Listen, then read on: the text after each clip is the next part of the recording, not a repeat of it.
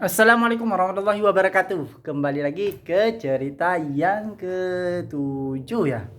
Apa yang ke-8 lupa saya. Ini saya mau ceritakan yang kemarin teman-teman, karena kemarin itu saya tidak sempat mengambil video dikarenakan Maisan sakit teman-teman ya, dia demam ya, jadi saya tidak bisa bercerita apa yang terjadi kemarin. Jadi anyway, kemarin teman-teman, alhamdulillah saya kembali mengenai EBI Pro, saya kembali bisa mendapatkan retensi dari ini teman-teman, dari luar negeri teman-teman, EBI Pro nya ya.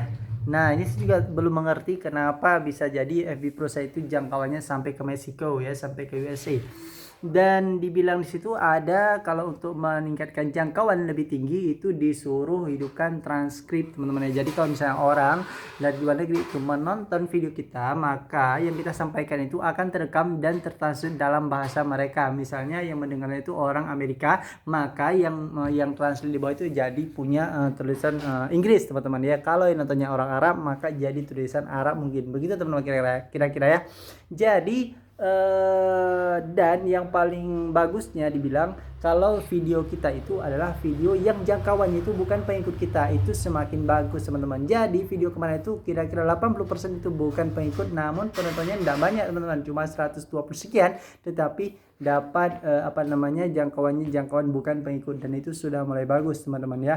Nah, jadi teman-teman tetap konsisten dan kita ikuti tips-tips yang ada di sana. Ada 9 mungkin ada tips-tipsnya, kita ikuti terus yang direkom sama FB Pro. Mungkin teman-teman FB Pro kalau buka dashboard profesional udah mengerti, nanti ada trik-trik apa misalnya seperti ketika kita menulis caption itu jangan terlalu banyak kita menulis huruf kapital, lebih baik huruf kecil daripada huruf kapital, lebih banyak huruf kecilnya daripada huruf kapitalnya.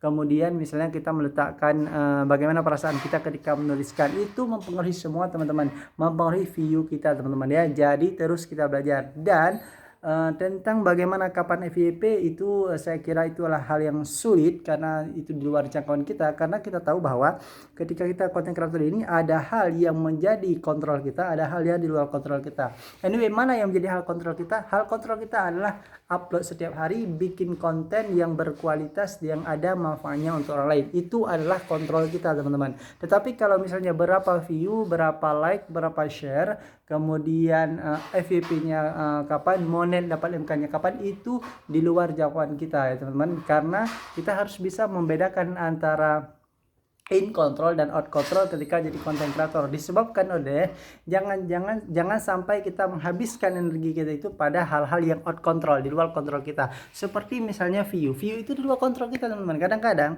konten kita udah bikin sangat baik, tapi karena mungkin algoritmanya atau apa terbaca sehingga dia view-nya kecil, dan kita stres memikirkan itu, padahal view itu di luar kontrol kita.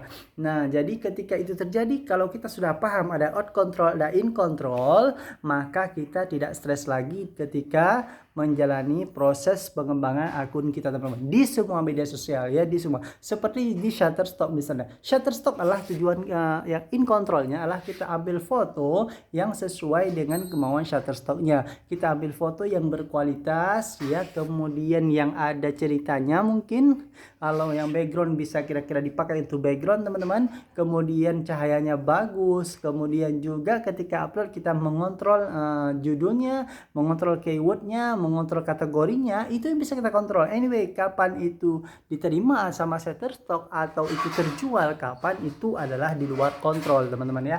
Kemudian satu lagi teman-teman, misalnya di affiliator itu adalah kita upload konten konsisten, satu hari 5 video atau 3 video. Saya bikin 3 video sekarang, itu adalah in control. Dan ketika kita bikin kualitas yang video yang berkualitas, itu juga in control.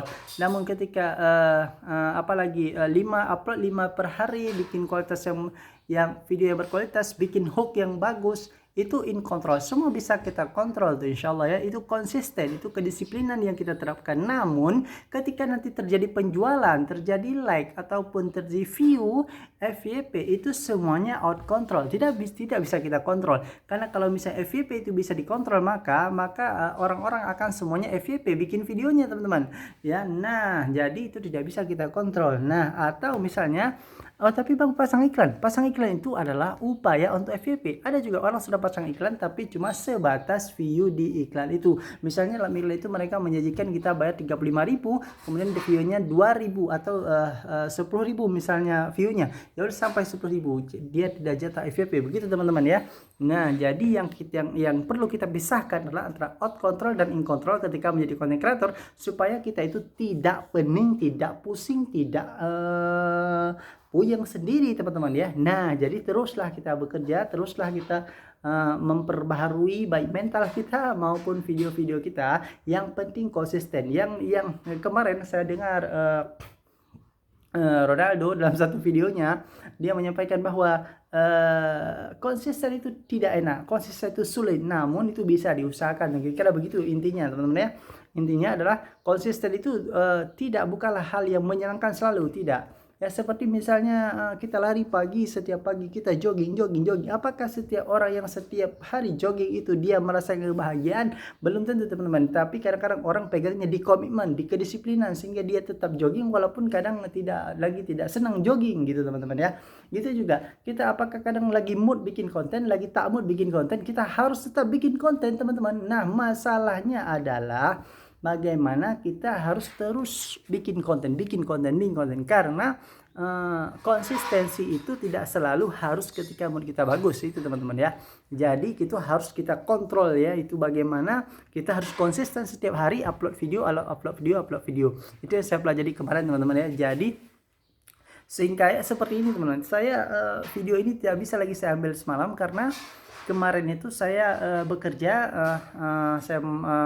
di rumah dan malamnya saya baru punya cerita dan kemudian anak saya sakit sehingga saya tidak bisa take video, dan itu di luar yang tidak bisa kita usahakan kembali teman-teman, tidak usahakan kembali lagi. Jadi hari ini saya rencananya upload double teman-teman ya. Mungkin sekarang saya upload, kira-kira sebentar lagi saya upload, dan nanti malam juga akan saya ceritakan kembali kejadian yang terjadi ini. Yang saya ceritakan sekarang ini adalah kejadian saya yang kemarin teman-teman. Jadi itulah yang saya pelajari teman-teman, yang saya dapatkan hikmahnya adalah kita harus membedakan antara in control dan out control ketika menjadi content creator, sehingga kita tidak pening, tidak pusing, tidak moment sendiri teman-teman ya. Seperti misalnya kita mau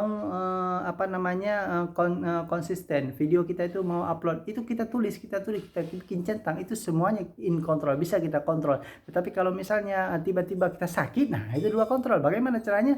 Ya kita akalin, berarti satu hari kita buat video 3, kalau upload 2 misalnya, atau upload 1 kita bikin 3, sehingga kita masih punya stok. Itu bisa kita kontrol. Jadi harus kita bedakan bagaimana hal ini bisa terus berjalan, game ini terus berjalan, karena bagaimanapun kita lihat bahwa konsistensi itu, saya juga dapat kata-kata kemarin, konsistensi itu berhasil hingga 80% orang berhasil karena konsistensi teman-teman ya. Karena seperti YouTube teman-teman, YouTube ini kalau misalnya kita konsisten upload nggak upload terus, ya dari mana? Nggak bisa dia, karena orang yang sudah viral aja, yang sudah punya nama, punya branding aja, kalau nggak upload dia menurun channelnya. Apalagi kita nih anak kecil nih, semut yang tak ada nampak pun di YouTube nih ya, tak ada nonton pun, seperti video saya mungkin nonton 2 orang 3 orang, anyway kita terus upload sampailah kita bilang YouTube itu sayang sama kita ya, sayang sama dia. Oh ini orang upload terus nih, pengabdiannya luar biasa teman-teman. Jadi ini teman-teman ya, saya usahakan terus juga. Ini dari saya honorer teman-teman ya. Jadi saya sisihkan waktu, saya lihat tadi saya ada waktu 10 menit, saya pikir 10 menit bisa saya gunakan untuk membuat video cerita ini yang kemarin tidak ada, maka saya langsung hidupkan kamera, saya langsung ngomong seperti ini teman-teman ya. Semoga ini bisa membantu kita semua menjadi inner beauty ya, menjadi semangat dalam diri kita untuk terus bikin konten, insya Allah Allah mudahkan, karena niat kita pun bagus, mencari rezeki yang halal, bukan mencari rezeki yang haram, mencari rezeki yang halal supaya kita lebih khusyuk salat teman-teman ya, supaya kita bisa membantu orang, supaya kita bisa mengerjakan hal-hal kebaikan lainnya teman-teman. Yang penting niat perbaiki teman-teman, kita perbaiki niat masing-masing, kita luruskan ya, kita komit, kita konsisten, insya Allah Allah bantu. Yang FYP kan Allah, yang